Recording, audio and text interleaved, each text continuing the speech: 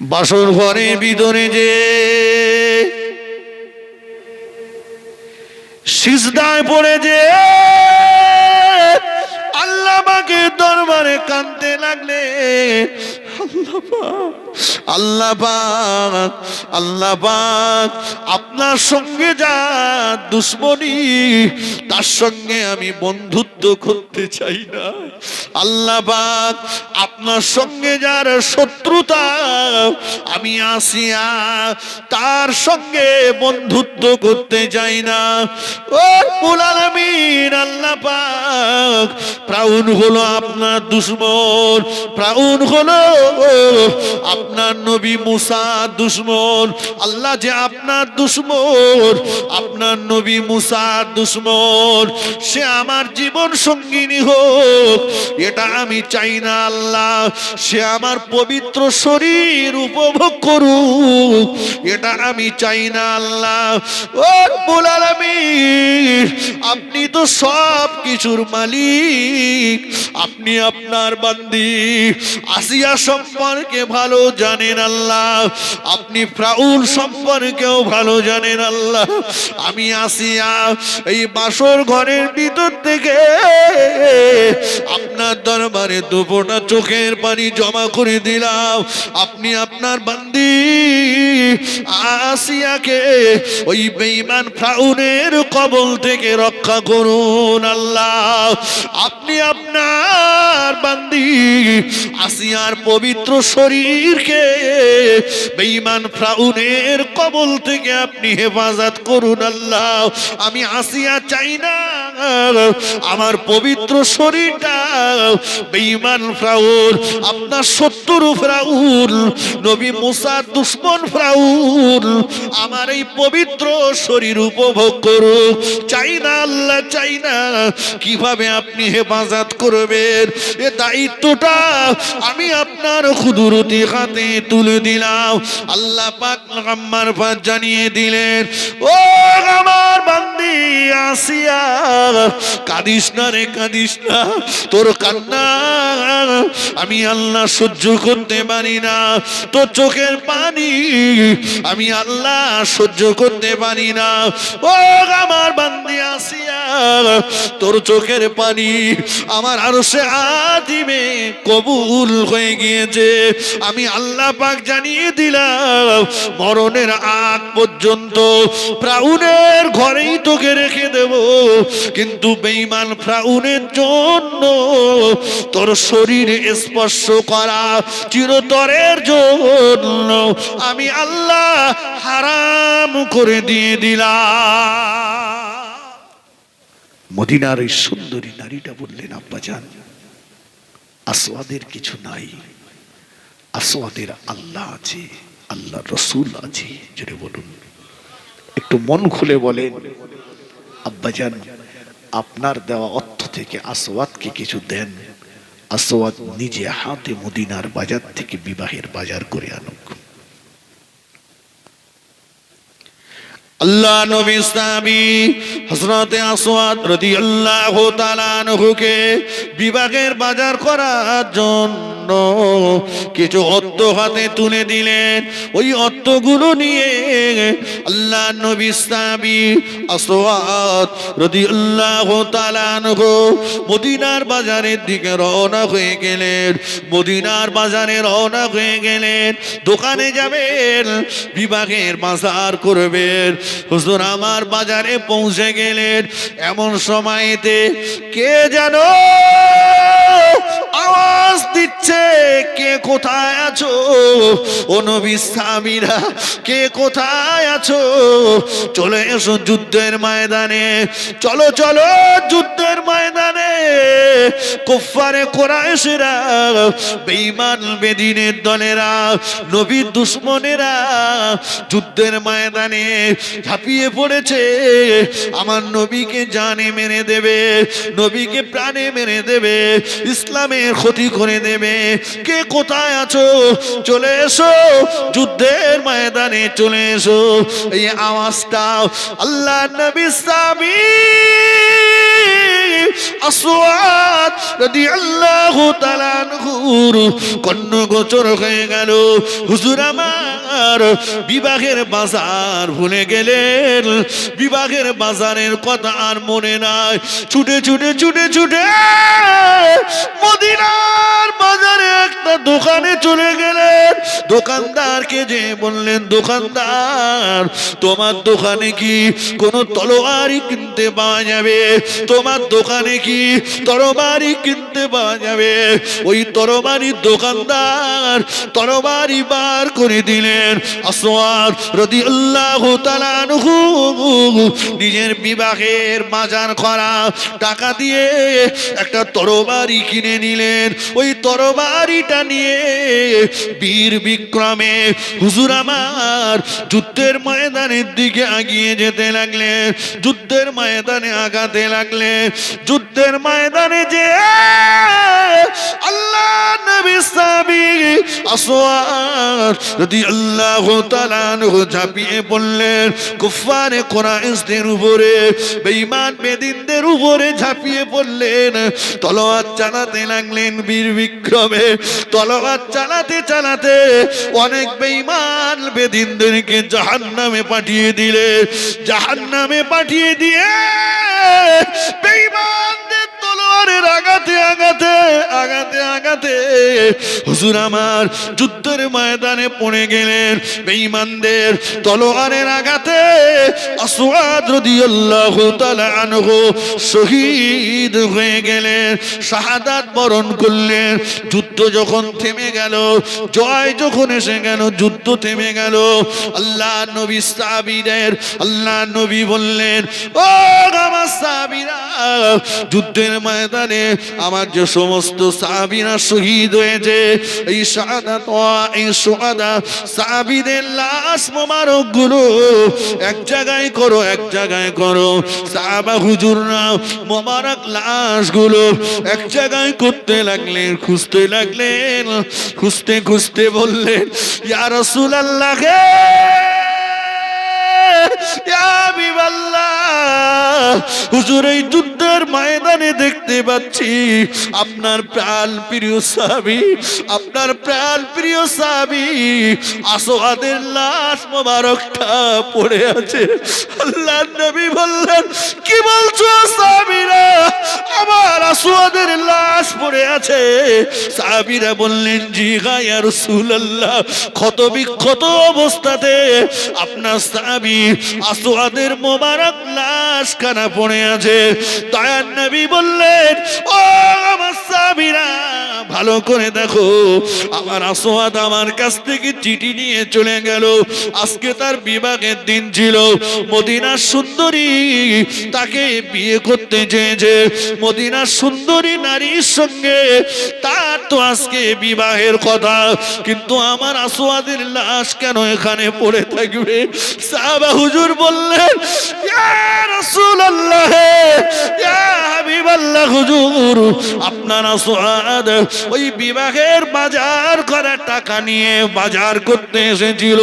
শুনেছি যখন যুদ্ধের দামামা বেজে গিয়েছে, এই সংবাদ যখন পৌঁছে গিয়েছে, আপনার আসওয়াদ বিবাহের বাজার না করে ওই টাকা দিয়ে তলোয়ারি একটা কিনে নিয়েছে।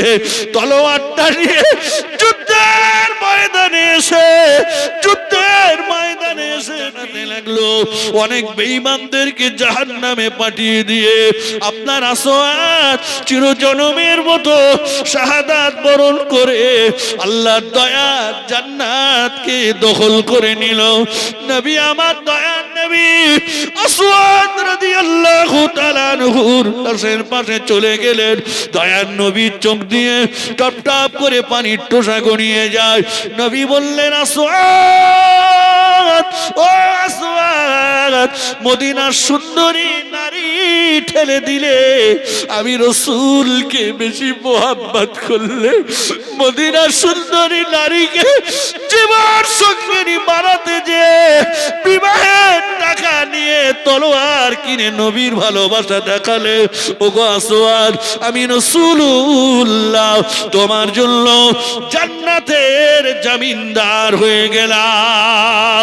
আল্লাহ নবী মনটা মলির ওদিক দিয়ে দেখতে পা গেল, মদিনার ওই সুন্দরী নারীটা পাগলের মতো আগিয়ে আসছে, পাগলের মতো আগিয়ে আসছে, পাগলের মতো ছুটে ছুটে এসে দয়ার নবীর সামনে হাজির হয়ে গেল। ইয়া রাসূলুল্লাহ, ইয়া হাবিবাল্লাহ, হুজুর শুনলাম আপনার পছন্দে আপনার ভালোবাসার পাত্র যে আমার জীবন সঙ্গিনী হওয়ার কথা। দয়ার নবী গো, শুনলাম আমার আসওয়াদ যুদ্ধের ময়দানে শহীদ হয়ে গিয়েছে। নবী গো, আপনি যাকে পছন্দ করে আমার জীবন সঙ্গিনী নিযুক্ত করেছিলেন, পেলাম না তাকে, দুনিয়ায় পেলাম না, পারলাম না তাকে বিয়ে করতে, দুনিয়ায় পারলাম না তাকে আমার জীবন সঙ্গিনী বানাতে। ওগো দয়ার নবী, আপনার কাছে দোয়া চাই, আপনি দোয়া করুন, দুনিয়াতে আল্লাহ যতদিন বাঁচিয়ে রাখবেন আমি অন্য কোথাও বিয়ে করব না। মরণের পরে কিয়ামতের ময়দানে আসওয়াদের সঙ্গে আল্লাহ যেন আমার বিবাহ দিয়ে দেন, আসওয়াদকে যেন আমি আমার জীবন সঙ্গিনী হিসাবে পেয়ে যাই। পরিপূর্ণ রূপে ইসলামের ভিতরে ঢোকো। ও ও নওজওয়ানেরা, যুবকেরা, আইয়ামে জাহেলিয়াতের যুগে, বর্বরতা যুগে, অন্ধকার যুগের মানুষেরা, তাদের ভিতরে ছিল না কোনো মায়া মমতা, কোনো স্নেহ ভালোবাসা, তাদের ভিতরে ছিল না ত্যাগ, ত্যাগ মায়া ক্ষমা, তাদের ভিতরে ছিল না মিল মোহাব্বত, তাদের ভিতরে ছিল দ্বন্দ্ব, আত্মকলহ, মারামারি, রক্তারক্তি, কাটাকাটি, খুনোখুনি। এটা তাদের ভিতরে সব সময় লেগে থাকতো। ওই জাহেলিয়াত যুগের মানুষেরা তারা অসার দেবদেবীর পূজা করত, জাহেলিয়াত যুগের মানুষেরা গান বাজনা করত, জাহেলিয়াত যুগের মানুষেরা জীবন্ত মেয়েগুলোকে বালির ভিতরে কবর দিয়ে দিত, জাহেলিয়াত যুগের মানুষেরা তারা মদ খেত, জুয়া খেলতো, সুদ খেত, তারা ব্যভিচার করত, এমনকি তারা নারীকে ভোজের সামগ্রী বলে মনে করত, নিজের মায়ের সঙ্গে ব্যভিচার করতেও তারা দ্বিধাবোধ করত না। ও নওজওয়ানেরা, ও মরিচা যুবকেরা, এটা শিক্ষিতের জামানা, কম্পিউটারের যুগ, চালাক চতুরতার যুগ, মোবাইল স্যাটেলাইটের যুগ। একবার বলুন, জাহেলিয়াত যুগের মানুষের ভিতরে যেগুলো ছিল এই স্যাটেলাইট যুগের ছেলেদের ভিতরে, মেয়েদের ভিতরে, এ জামানার মানুষের ভিতরে সেগুলো আছে না, সব চলে গেছে।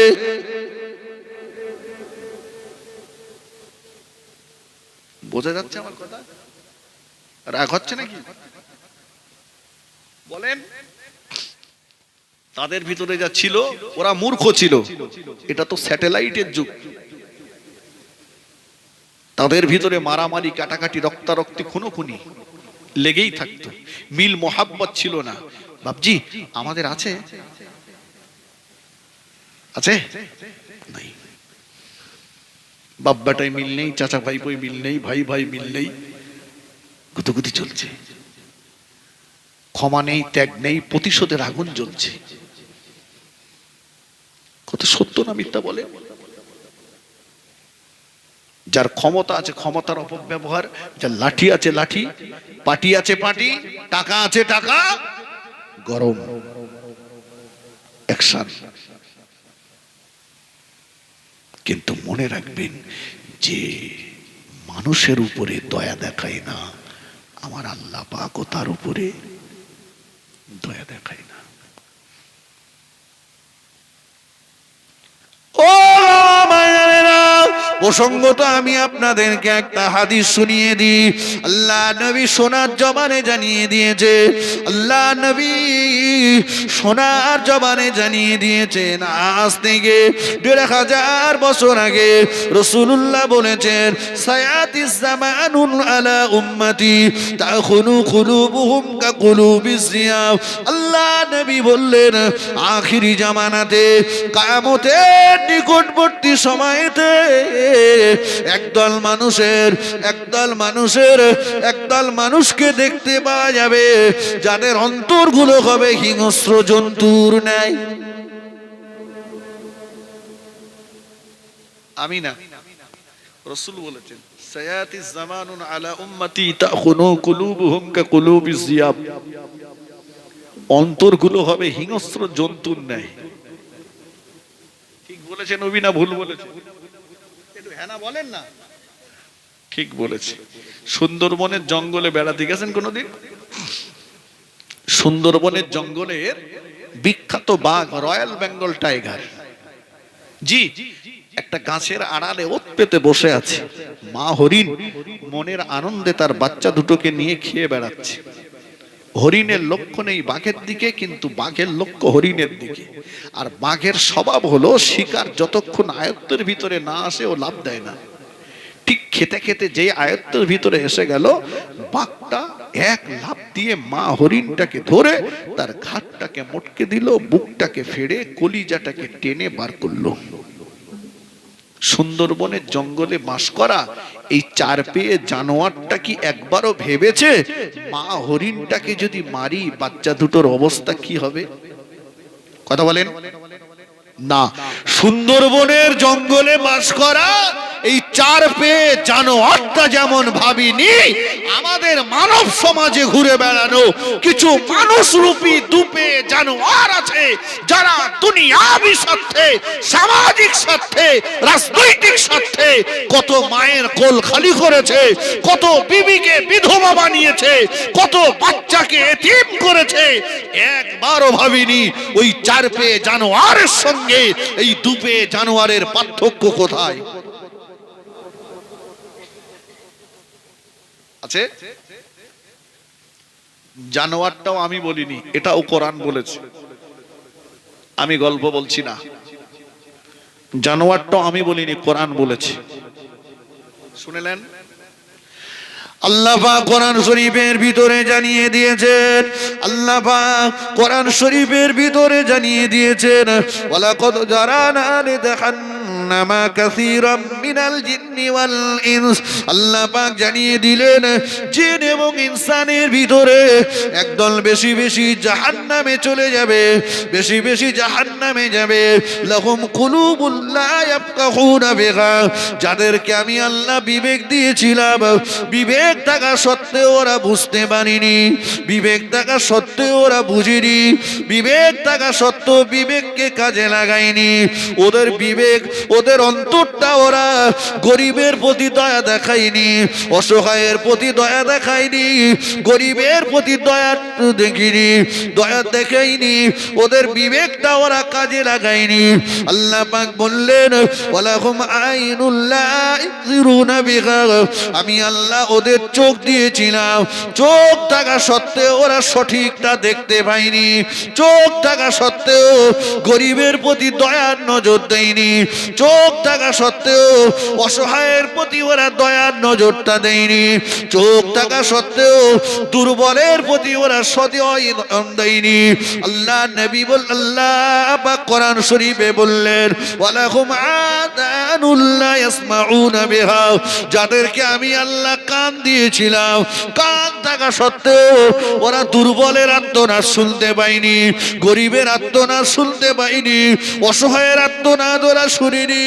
আমি আল্লাহ পাক বলছি, উলাইকা কাল আনাম, ওরা হলো চতুষ্পদ জানোয়ারের সমতুল্য। পরই আল্লাহ বললেন, বাল হুম আদাল, ওরা জানোয়ারের থেকেও নিকৃষ্ট। তাহলে আমি বলেছি, আল্লাহ বলেছেন ওরা জানোয়ারের থেকেও নিকৃষ্ট।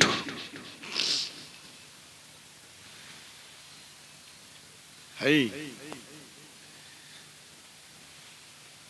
কোথায় সেই অন্তর আমাদের?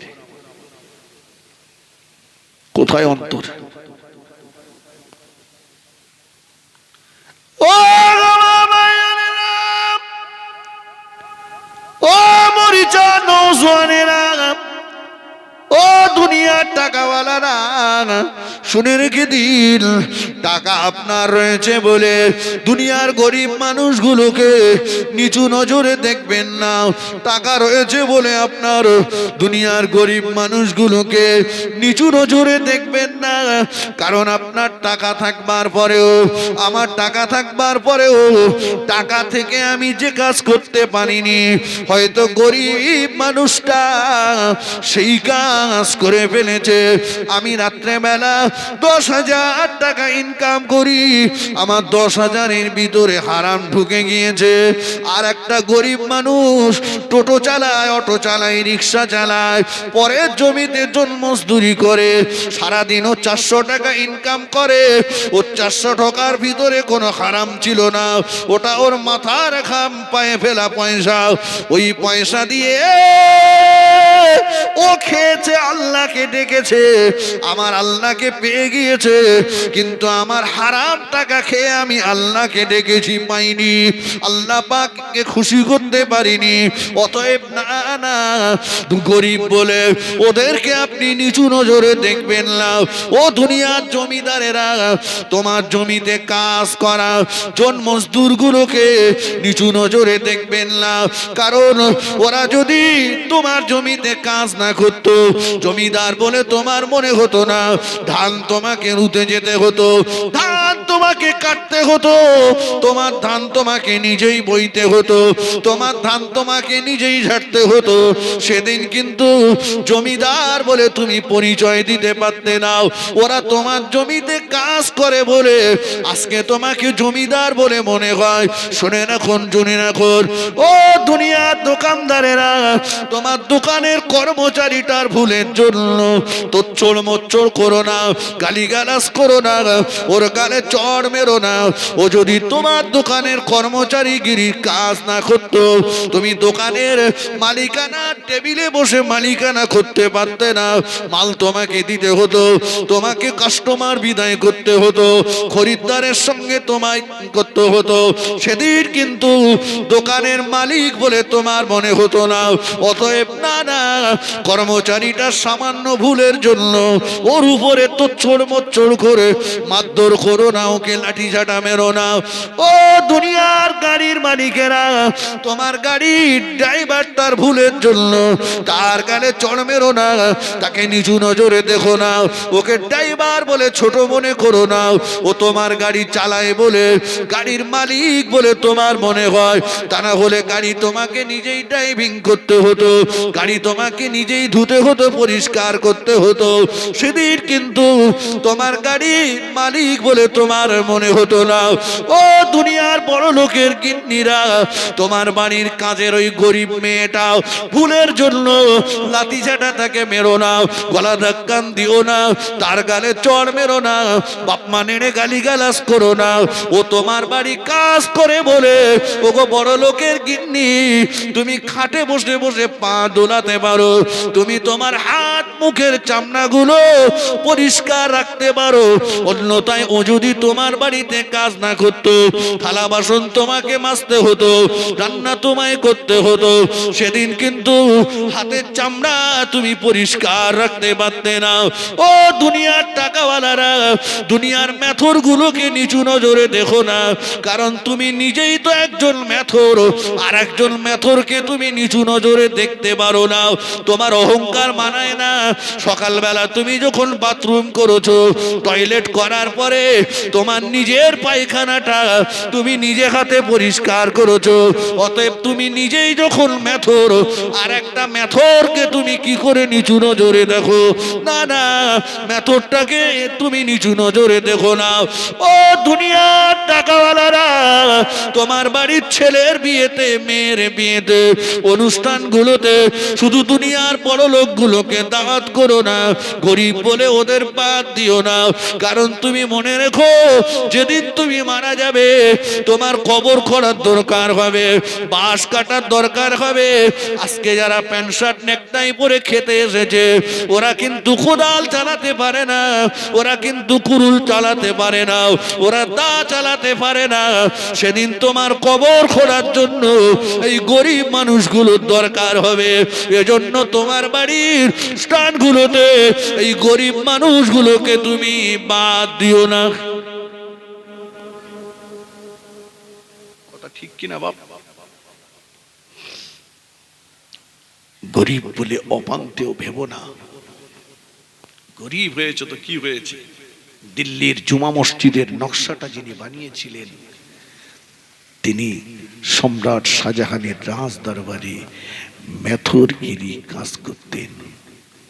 সুবহানাল্লাহ বলেন, একটু মন খুলে বলেন। তিনি কিন্তু আমার আল্লাহকে রাজি খুশি করিয়ে ফেলেছিলেন। আল্লাহ পাকের জবরদস্ত ওলি বান্দা ছিলেন, মাহবুব বান্দা ছিলেন।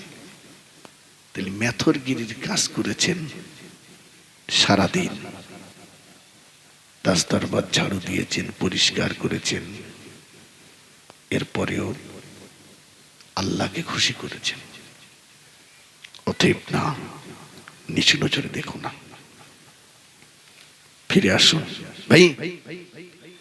একটু মহব্বতের সঙ্গে দরুদ শরীফ আল্লাহুম্মা সাল্লি আলা।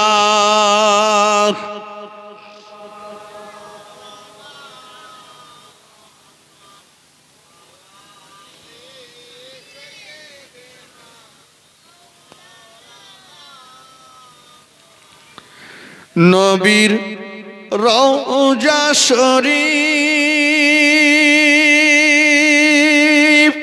দেখে মন ভরে না, দিদার দাও গো শাহে মদিনা। নবীর রওজা শরীফ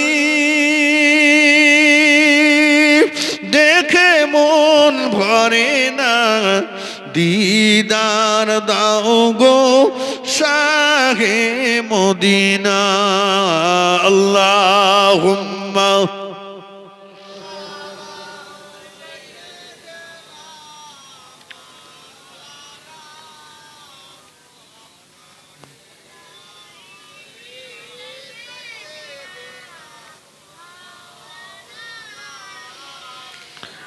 আরশের মেহমান করেছেন আল্লাহ,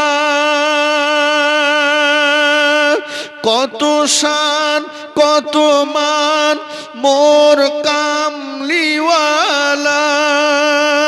ও গো মদিনাওয়ালা করো করুণা, দিদার দাও গো শাহে মদিনা। নবীর রওজা শরীফ দেখে মন ভরে না, দিদার দাও গো শাহে মদিনা। আল্লাহুম্মা সাল্লি আলা।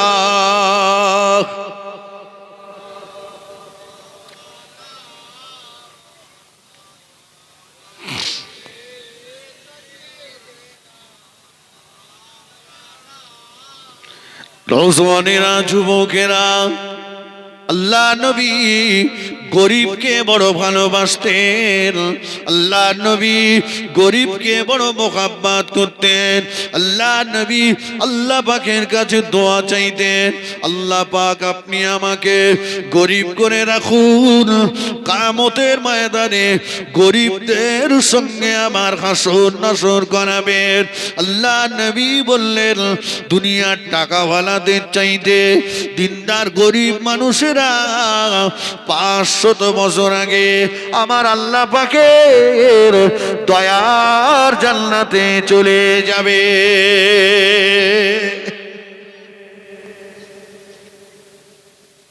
না, আল্লাহ দেখবে অন্তরটা, চেহারা নয়। কথা ঠিক কিনা? ইন্নাল্লাহা লা ইয়ানজুরু ইলা সুওয়ারিকুম ওয়ালাকিন ইয়ানজুরু ইলা কুলুবিকুম ওয়া আমালিকুম। আল্লাহ দেখবেন মানুষের অন্তরটা এবং তার আমলটা। টুপি কত দামি, জামা কত দামি, চেহারা কত পরিষ্কার না। বেলাল রাদিয়াল্লাহু আনহু কালো ছিল, ঠিক কিনা বলেন? কালো ছিল, অন্তরটা ভালো ছিল। বেলালের আজানটা আল্লাহ পাকের দরবারে মকবুলিয়াতের আজান ছিল। জোরে বলুন, একটু মন খুলে বলেন। অতএব আপনার গায়ের রং পরিষ্কার তো কি হয়েছে? আপনি কালো চামড়া দেখে কি শ্রীজ্ঞান করছেন? না, করতে পারেন না।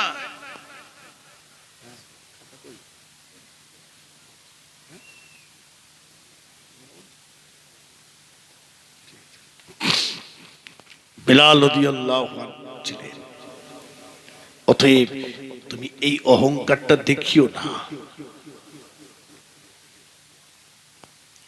আল্লাহ নবী বললেন, সাহাবীরা, ও আমার সাহাবীরা, আলা ইন্না ফিল জাসাদি মুদগাতান ইযা সালুহাত সালুহাল জাসাদু কুল্লুহু ওয়া ইযা ফাসাদাত ফাসাদাল জাসাদু কুল্লুহু আলা ওয়া হিয়াল কলব।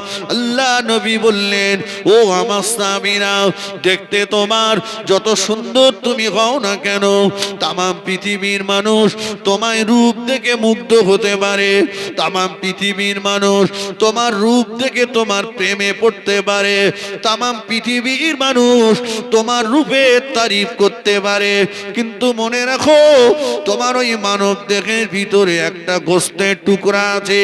ওই গোশতের টুকরাটা যদি ভালো থাকে তো ভালো, গোশতের টুকরাটা যদি পচে যায়, দুর্গন্ধ হয়ে যায়, নাপাক হয়ে যায়, তোমার রূপ দেখে তামাম পৃথিবীর মানুষ পাগল হলেও আমার আল্লাহ পাকের দরবারে তোমার 5 পয়সারও মূল্য নাই।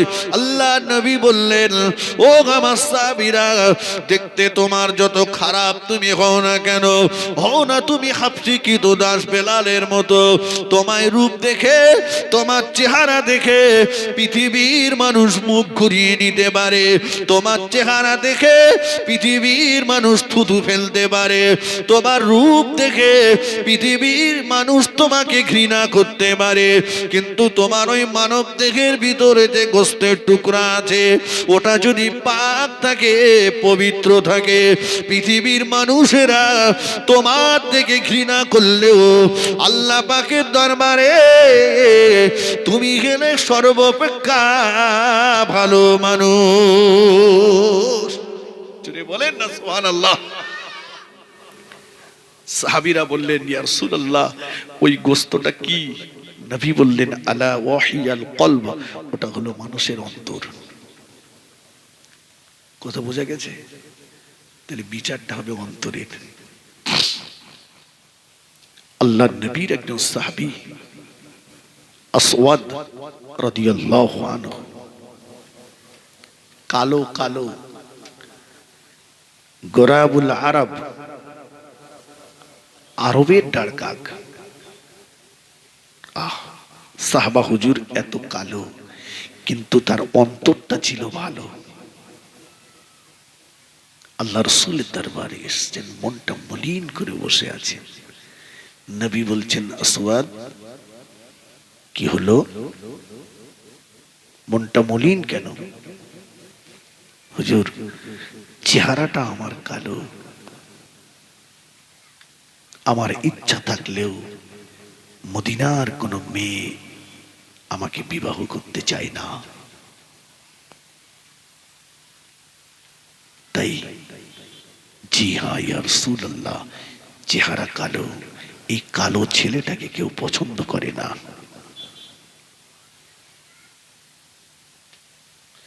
আল্লাহ নবী একজন সাহাবীকে ডাকলে, বাবা সাহাবী, ও মা সাহাবী, আমার অমুক সাহাবীর একটা সুন্দর মেয়ে আছে, আমার অমুক সাহাবীর একটা সুন্দর সুন্দরী মেয়ে আছে, জামানা সুন্দরী, মদিনা সুন্দরী।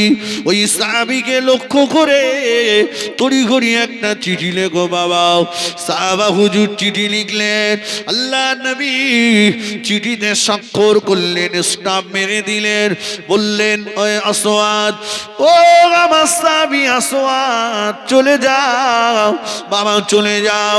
আমি রাসূলুল্লাহ, আল্লাহ আমাকে দুনিয়ার জমিনে দুঃখিনীর দুঃখ মোচন করার জন্য, আল্লাহ আমাকে ক্রন্দনরত মানুষের চোখের পানি মোছানোর জন্য পাঠিয়েছেন। ও আসওয়াদ, চলে যাও, চলে যাও। আমি আল্লাহ নবী বললাম, আমার ওই সাহাবীর সুন্দরী নারীর সঙ্গে তোমার বিবাহ হবে।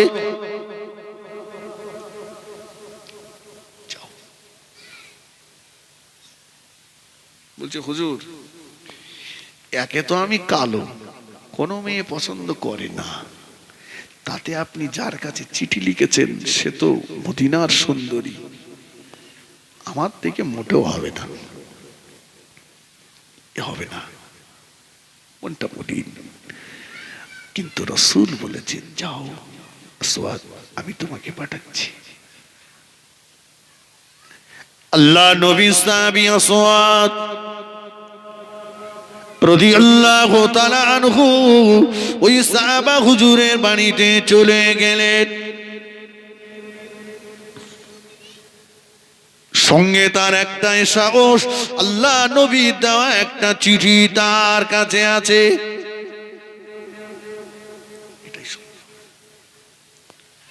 ও আল্লাহ নবী সাহাবী, আল্লাহ নবী সাহাবী সাহাবা হুজুরের বাড়ি যে সালাম দিলেন, সালামের জবাব এসে গেল। সাহাবা হুজুর বাইরে বার হয়ে আসলেন। আসওয়াদ রাদিয়াল্লাহু তাআলা আনহু আল্লাহ নবী দেওয়া ওই চিঠিটা ওই সাহাবা হুজুরের হাতে ধরিয়ে দিলেন। সাহাবা হুজুর চিঠিটা পড়লেন, মনটা মলিন হয়ে গেল, মনটা খারাপ হয়ে গেল। ও আসওয়াদ, দেখতে তো তোমার এই চেহারা, তোমার এমন, আর আমার মেয়ে হলো মদিনার সুন্দরী। আল্লাহ নবী তোমার সঙ্গে বিবাহের কথা বলেছে। ও আসওয়াদ, চলে যাও, আমাকে একটু চিন্তা করার সময় দাও। এই মুহূর্তে আমি কোনো ডিসিশন টানতে পারছি না, এই মুহূর্তে আমি কোনো রায় দিতে পারছি না। এখন তুমি চলে যাও রাসূলুল্লাহর দরবারে, এখন আমি সিদ্ধান্ত নিতে পারছি না। হযরতে আসওয়াদ রাদিয়াল্লাহু তাআলা আনহু মনটা খারাপ করে আল্লাহ নবী সাহাবীর বাড়ি থেকে চিঠিটা হাতে নিয়ে ব্যাক করলেন, পিছন দিকে রওনা হয়ে গেলেন। মদিনার সুন্দরী নিচে নেমে আসলেন। আব্বা জান, আব্বা জান, ও আমার আব্বা জান, কিছুই বুঝতে পারলাম না, একটা কালো চেহারার ছেলে আপনার কাছে আসলো, কি যেন আপনার হাতে একটা দিল, হাসি খুশি মুখে আসলো, আর আপনি তার হাতে সেটা ফেরত দেওয়ার পরে মনটা মলিন করে আমাদের বাড়ি থেকে চলে যাচ্ছে। আব্বা জান, কি ব্যাপার? সাহাবা হুজুর বললেন, ও মা, আল্লাহর নবী, আল্লাহর হাবিব তোমার জন্য এই সাহাবীর বিবাহের পাত্র নির্বাচন করেছেন। ওই ছেলেটা যে বড্ড কালো, দেখতে খারাপ, রাসূলুল্লাহ তোমার সঙ্গে এই ছেলেটার বিবাহ দেওয়ার কথা বলেছেন, তাই আমি সিদ্ধান্ত নিতে না পেরে আপাতত আল্লাহ নবীর দরবারে ওকে ফিরিয়ে দিলাম। আল্লাহ নবী সাহাবীর ওই কলিজার টুকরি মেয়ে মদিনার সুন্দরী সঙ্গে সঙ্গে বললেন, আব্বা জান, আব্বা জান, ওই সাহাবা হুজুরকে ডাকুন, আল্লাহ নবীর পাঠানো পাত্রটাকে ডাকুন। আব্বা জান, আমি মদিনার সুন্দরী, আমার জন্য আল্লাহ নবী যে পাত্রটা নির্বাচন করেছেন, আমার জন্য আল্লাহ নবী যে পাত্রটা সিদ্ধান্ত করেছেন, দুনিয়ার কে আমাকে কি বললো ওটা আমার কাছে দেখবার নয়। দুনিয়ার কে আমাকে কি বললো ওটা আমার কাছে পরোয়া করবারও কোনো ব্যাপার নাই। দুনিয়ার মানুষের সম্মানে চাইতে আল্লাহ নবীর কথার মর্যাদাটা আমার কাছে অনেক বেশি। ও আমার আব্বাজান, আমি ওই ছেলেটাকে বিবাহ করে আমি আমার জীবন সঙ্গিনী বানাতে চাই। একটু মন খুলে বলে।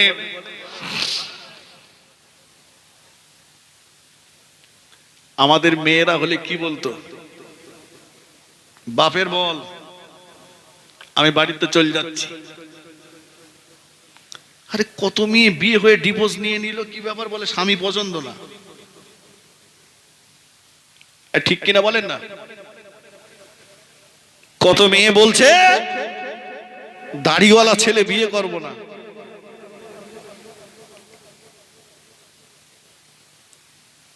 দাড়িওয়ালা ছেলে বিয়ে করব না। ওরে দাড়িওয়ালা ছেলে তোর বিয়ে করতে চাচ্ছে না তো তোর নসিব। বলতে দাড়ি ফুটবে ঠিক, ও চাষা মাল দরকার।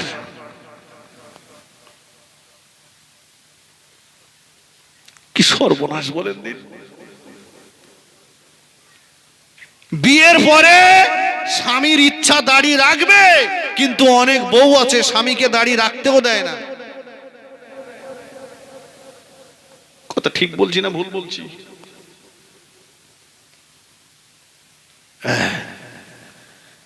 আরে কিছু কিছু চাষা দেখছি বুড়ো বয়সে দাড়ি সাদা হয়ে যাওয়ার কথা। চাষা বল করছি, বলছি সব তো সাদা হওয়ার কথা, তুই এত কালো কুসকুস করতিস কেন?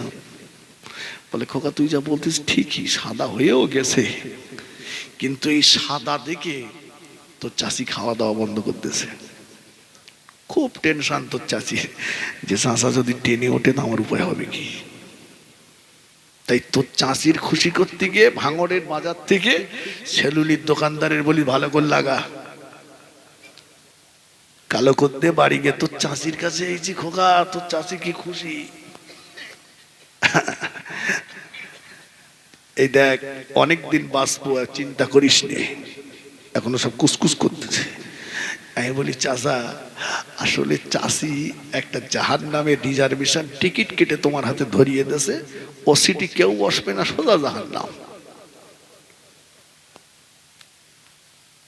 চিন্তা করে আল্লাহু আকবার। ছেলে পছন্দ হয়নি, স্বামী পছন্দ হয়নি, আরে উল্টো তালাক দিয়ে বেরিয়ে যাচ্ছে। ঠিক কিনা বলে? দেখেন না, উল্টো তালাক, স্বামী পছন্দ না। আর সবচাইতে বড় একটা হয়েছে মোবাইল। ঠিক কিনা? আমাদের মা চাচিদের মোবাইল ছিল না, ওদের মিল মোহাব্বত ছিল। মোবাইল এসে আগুনটা জ্বালিয়ে দিলে। কথা সত্য না মিথ্যা বলেন?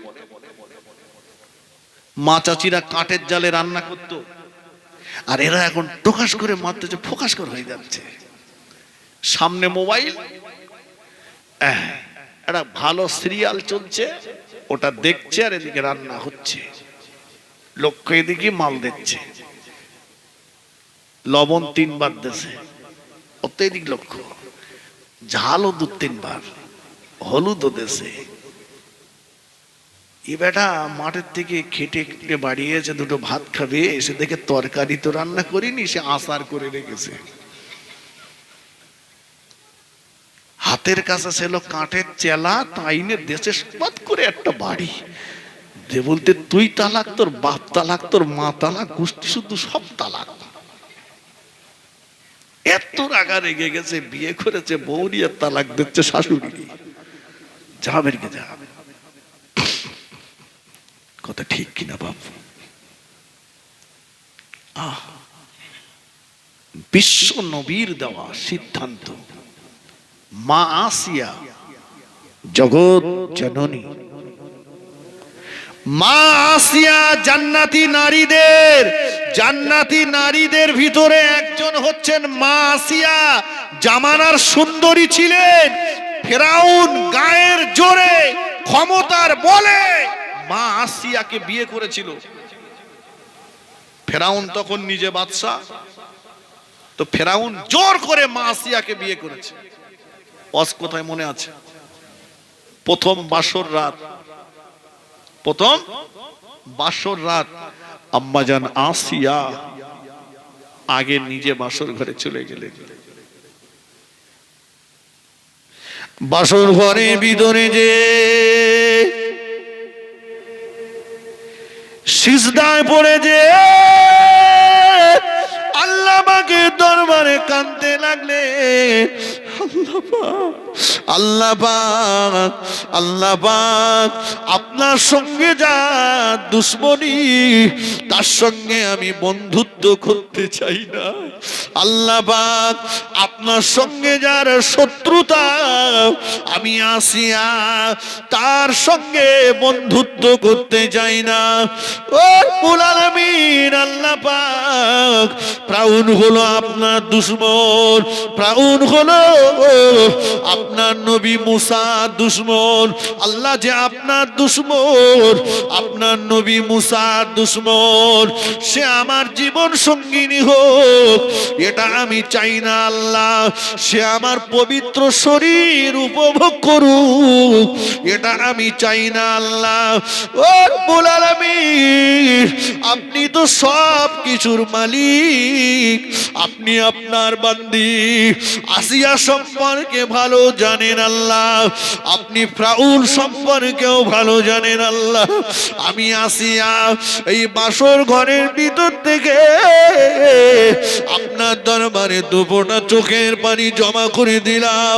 আপনি আপনার বান্দি আসিয়াকে ওই বেঈমান ফিরআউনের কবল থেকে রক্ষা করুন। আল্লাহ আপনি আপনার বান্দি আসিয়ার পবিত্র শরীরকে বেঈমান ফিরআউনের কবল থেকে আপনি হেফাজত করুন। আল্লাহ আমি আসিয়া চাই না আমার পবিত্র শরীরটা বেঈমান ফিরআউন, আপনার শত্রু ফিরআউন, নবী মুসার দুশমন ফিরআউন আমার এই পবিত্র শরীর উপভোগ করুক। চাই না আল্লাহ, চাই না। কিভাবে আপনি হেফাজত করবেন এ দায়িত্বটা আমি আপনার কুদরতি হাতে তুলে দিলাম। আল্লাহ পাক আমার পাক জানিয়ে দিলেন, ও আমার বান্দি আসিয়া কাঁদিস না রে, কাঁদিস না।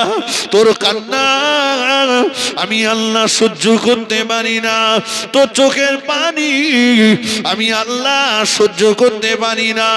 ও আমার বান্দি আসিয়া তোর চোখের পানি আমার আরশে আযিমে কবুল হয়ে গিয়েছে। আমি আল্লাহ পাক জানিয়ে দিলাম মরণের আগ পর্যন্ত ফিরআউনের ঘরেই তোকে রেখে দেব, কিন্তু বেঈমান ফিরআউনের জন্য তোর শরীর স্পর্শ করা চিরতরের জন্য আমি আল্লাহ হারাম করে দিয়ে দিলাম।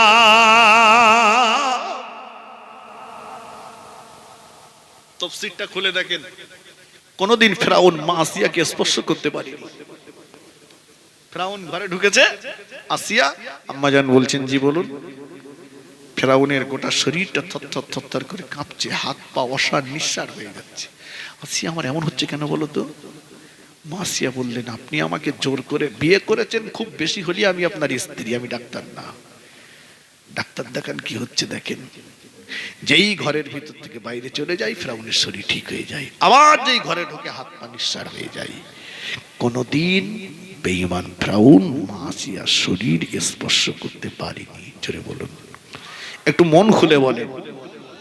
আমার এ কথাটা বলার উদ্দেশ্য হলো, মা আসিয়া বলছে আল্লাহ যে আপনার শত্রু সে আমার বন্ধু হোক চাই না। কথা বোঝেননি? যে আপনার দুশমন, নবীর দুশমন, সে আমার জীবন সঙ্গিনী হোক, সে আমার শরীর উপভোগ করুক এটা আমি চাই না। আর এ জামানার কিছু মেয়েরা বলছে দাড়িওয়ালা ছেলে বিয়ে করব না। এরা এ কথা বলেনি আল্লাহ একটা নামাজি, আল্লাহ একটা দিনদার ছেলে আমার জীবন সঙ্গিনী বানিয়ে দেন। কথা বোঝেননি? কত ফারাক দেখেন। মনে আছে আগে কি বলছিলাম? মনে নেই? হ্যাঁ, সর্বনাশ করেছ। আমি কি ভুল বকে যাচ্ছি নাকি?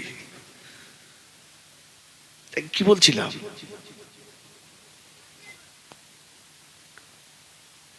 মা আসিয়ার কথা শোনালাম, তার আগে কোন কথা বলতে বলতে মা আসিয়ার কাছে চলে আসলাম।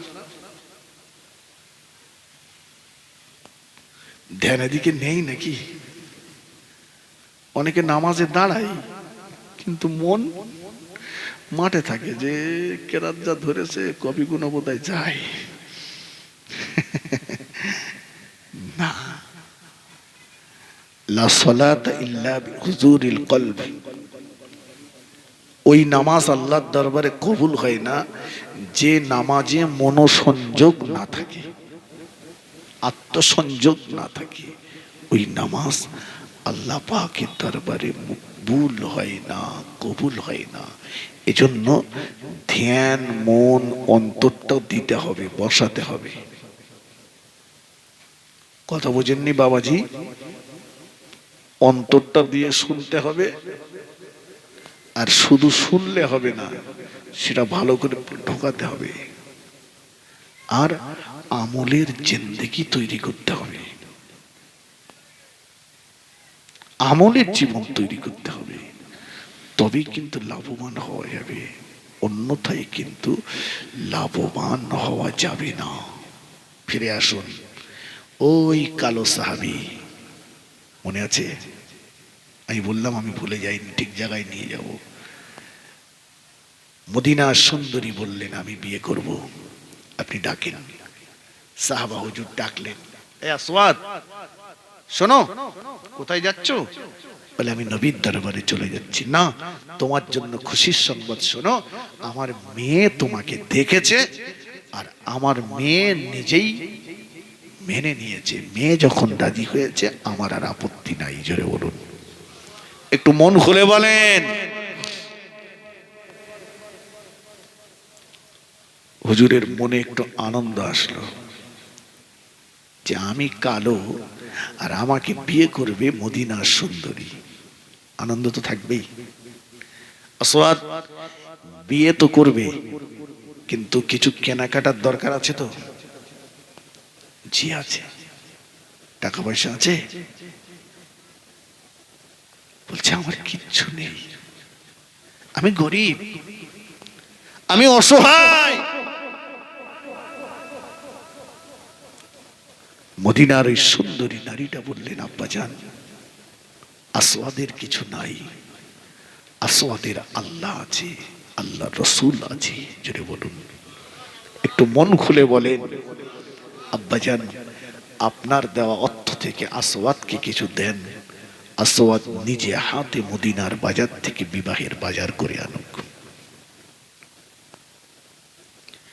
আল্লাহ নবী সাহাবী হযরতে আসওয়াদ রাদিয়াল্লাহু তাআলা আনহুকে বিবাহের বাজার করার জন্য কিছু অর্থ হাতে তুলে দিলেন। ওই অর্থগুলো নিয়ে আল্লাহ নবী সাহাবী আসওয়াদ রাদিয়াল্লাহু তাআলা আনহু মদিনার বাজারের দিকে রওনা হয়ে গেলেন। মদিনার বাজারে রওনা হয়ে গেলেন, দোকানে যাবেন, বিবাহের বাজার করবেন। হুজুর আমার বাজারে পৌঁছে গেলেন, এমন সময়তে কে যেন আওয়াজ দিচ্ছে, কে কোথায় আছো? ও নবী সাহাবীরা, কে কোথায় আছো? চলে এসো যুদ্ধের ময়দানে, চলো চলো যুদ্ধের ময়দানে। কুফারে কুরাইশরা, বেঈমান বেদিনের দলেরা, নবীর দুশমনেরা যুদ্ধের ময়দানে ঝাঁপিয়ে পড়েছে। আমার নবীকে জানে মেরে দেবে, নবীকে প্রাণে মেরে দেবে, ইসলামের ক্ষতি করে দেবে। কে কোথায় আছো? চলে এসো, যুদ্ধের ময়দানে চলে এসো। এই আওয়াজটা আল্লাহ নবী সাহাবী আসওয়াদ রাদিয়াল্লাহু তাআলা আনহুর কর্ণগোচর হয়ে গেল। হুজুর আমার বিবাহের বাজার ভুলে গেলেন, বিবাহের বাজারের কথা আর মনে নাই। ছুটে ছুটে ছুটে ছুটে মদিনার বাজারে একটা দোকানে চলে গেলেন। দোকানদারকে যে বললেন, দোকানদার তোমার দোকানে কি কোন তলোয়ারি কিনতে পাওয়া যাবে? তোমার দোকানে কি তরবারি কিনতে পাওয়া যাবে? ওই তরবারির দোকানদার তরবারি বার করে দিলেন। আসওয়াদ রাদিয়াল্লাহু তাআলা আনহু নিজের বিবাহের বাজার করা টাকা দিয়ে একটা তরবারি কিনে নিলেন। ওই তরবারিটা নিয়ে বীর বিক্রমে হুজুর আমার যুদ্ধের ময়দানের দিকে এগিয়ে যেতে লাগলেন। যুদ্ধের ময়দানে আগাতে লাগলেন। যুদ্ধের ময়দানে যে আল্লাহ নবী সাহাবী আসওয়াদ রাদিয়াল্লাহু তাআলা আনহু ঝাঁপিয়ে পড়লেন কুফারে কুরাইশদের উপরে, বেঈমান বেদিনদের উপরে ঝাঁপিয়ে পড়লেন। তলোয়ার চালাতে লাগলেন বীর বিক্রমে। তলোয়ার চালাতে চালাতে অনেক বেঈমান বেদিনদেরকে জাহান্নামে পাঠিয়ে দিলেন। জাহান্নামে পাঠিয়ে দিয়ে বেঈমানদের তলোয়ারের আঘাতে আঘাতে আঘাতে আঘাতে হুজুর আমার যুদ্ধের ময়দানে পড়ে গেলেন। বেঈমানদের তলোয়ারের আঘাতে আসওয়াদ রাদিয়াল্লাহু তাআলা আনহু শহীদ হয়ে গেলেন, শাহাদাত বরণ করলেন। যুদ্ধ যখন থেমে গেল, জয় যখন এসে গেল, যুদ্ধ থেমে গেল, আল্লাহ নবী সাহাবীদের আল্লাহ নবী বললেন, ও আমার সাহাবীরা, যুদ্ধের ময়দানে আমার যে সমস্ত সাহাবীরা শহীদ হয়েছে, এই শাহাদাত এই শুহাদা সাহাবীদের লাশ মোবারক গুলো এক জায়গায় করো, এক জায়গায় করো। সাহাবা হুজুররা মোবারক লাশ গুলো এক জায়গায় করতে লাগলেন, খুঁজতে লাগলেন। খুঁজতে খুঁজতে বললেন, ইয়া রাসূলুল্লাহ,